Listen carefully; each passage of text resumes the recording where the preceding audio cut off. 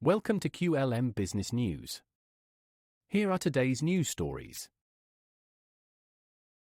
Rachel Reeves signals tax increases in October budget amid £22 billion financial gap. Chancellor Rachel Reeves has announced that the government is likely to raise certain taxes in the upcoming October budget, following months of speculation about Labour's tax strategy. Speaking on the News Agents podcast, Reeves said, "I think we will have to increase taxes in the budget," in response to a question about funding needs after she claimed on Monday that the previous government had left a £22 billion hole in the public finances. During the election campaign, Labour had repeatedly assured that there would be no tax increases on working people, while the Conservatives warned that Labour would eventually raise taxes.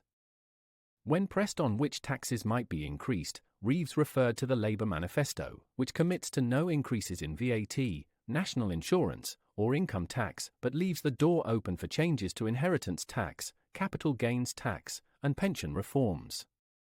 "I'm not going to write a budget or start to write a budget on this podcast," Reeves said, emphasising Labour's aim to adhere to sensible fiscal rules to reduce long-term government debt. Reeves' comments follow a series of cost-cutting measures, including the scrapping of several infrastructure projects and the means testing of the winter fuel allowance for pensioners, all part of efforts to address the financial shortfall. A political row has erupted between Labour and the Conservatives over who is responsible for the depleted public finances. On Monday, Reeves accused the Conservatives of undisclosed spending that forced her to cut the winter fuel allowance and make other significant reductions. In contrast, Shadow Chancellor Jeremy Hunt has denied these claims, stating that the previous government was transparent about public finances and criticising Labour's recent spending decisions, including the establishment of the National Wealth Fund, GB Energy, and public sector pay rises.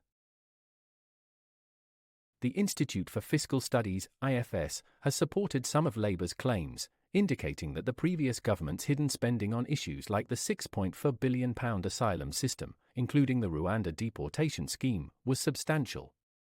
However, IFS Director Paul Johnson noted that much of the financial shortfall is due to public pay decisions made by the government, which were known pressures.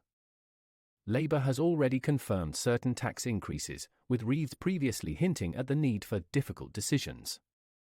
On Monday, she announced a windfall tax on oil and gas companies and a VAT on private school fees, both in line with Labour's manifesto promises.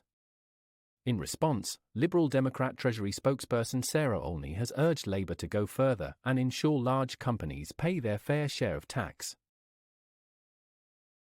This news story is brought to you by QLM Business News, your digital media channel. Visit qlmbusinessnews.com for more business news stories. Also follow us on Facebook, X, and YouTube. To help QLM Business News bring you more news stories like this, please like, share, and subscribe.